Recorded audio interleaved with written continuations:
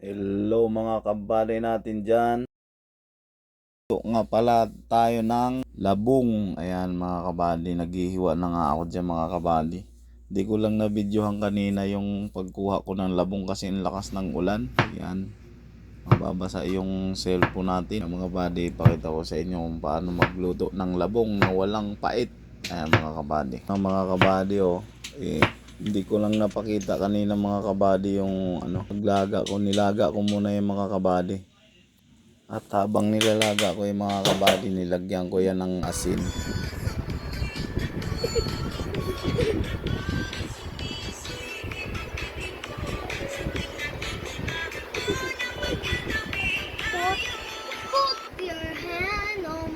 Ayan na nga mga kabady, nagagayat na si Mrs. Kabady ng bawang, luya, at saka sibuyas mga kabady. Yan, daming luya mga kabady Ayan.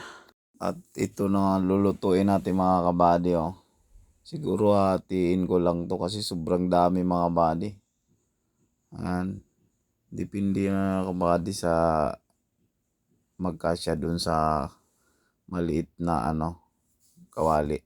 At ito na mga kabady, lalagyan natin itong isang pirasong sardinas at saka mayroong piniritong mga kabady, dilis. Ayan, lalagyan din natin ng dilis na pinirito ng mga kabady. Mag-init na tayo ng mantika. Ayan mga kabady. Ilagay na natin ngayon yung bawang mga kabady. Ayan, anuhin muna natin yan para brown. Kailangan mag brown siya bago natin ilagay yung sili. Ayan mga kabady, may sili dyan. Saka pinagsama na ni Mrs. Kabady yung sibuyas tsaka luya. Ayan mga kabady, halu-haluin lang natin yan, halu-haluin. At yung mga kabady, ilalagay na nga natin ng dilis. Ayan, dilis yan mga kabady, pinrito na dilis na yan mga kabady. Ayan, sarap niya mga kabady. Halu-haluin muna natin bago natin ilagay ang sardinas mga kabady. Ayan, pampalasa. Yung kulay pula sana mga kabady na sardinas yung maanghang. Kaya lang naubusan yung kapitbahay namin ng maanghang na sardinas. Pero pwede na yung mga kabady kasi may sili naman. Alright. At pinuno ko ng tubig ang lata ng sardinas mga kabady para magiging sabaw niya. Patuyo-tuyuin lang natin konti bago natin lagyan ng kukumama mga kabady. Ayan, nilalagyan muna ng magic sarap mga kabady at saka paminta.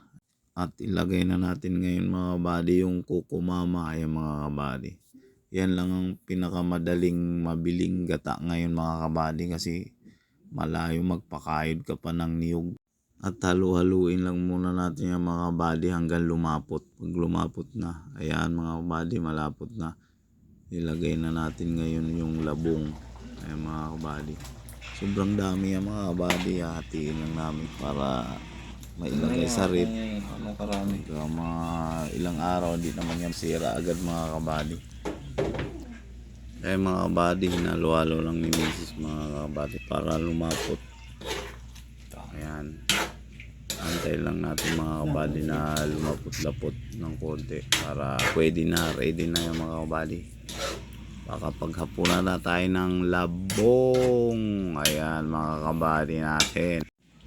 Ayan, pwede na ito mga kabady. Sasandok na si Mrs. Kabady at para makapaghapunan na tayo. Ayan. Ayan mga kabady, kakain na tayo. Let's go mga kabady. Ayan mga kabady, sa halagang 100 pesos mga kabady. Ayan, pwede mo nang kainin niya maghapon mga kabady. Kami lang naman ni Mrs. kakain niya mga kabady. Yung mga bata medyo hindi pa nila alam yung ganyang mga ulam mga kabady. Ayan mga kabady, pasensya na kayo mga kabady. Nakahubad pa nga ako dyan. Kain na mga kabady.